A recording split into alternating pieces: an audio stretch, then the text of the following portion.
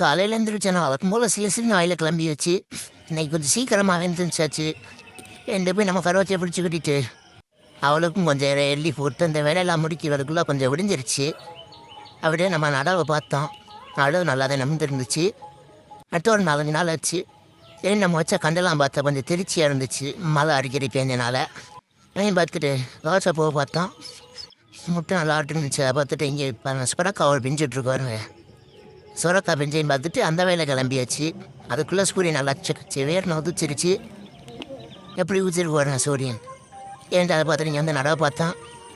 இந்த நல்லா கருப்படிச்சிருந்துச்சு. கருப்படிக்கிறேன்னா கொஞ்சம் கரைகடன்னு வருது நாற்று பச்சையாக டார்க் பச்சையில் என்ட்டு அதை பார்த்துட்டு இந்த வரும் இங்கே நம்ம எப்படி கரையம் புத்து போட்டிருக்கேன்னு சூரிய ஒளி எப்படி அந்த நடவு தண்ணியில் ரிஃப்ளெக்ட் ஆக வரல.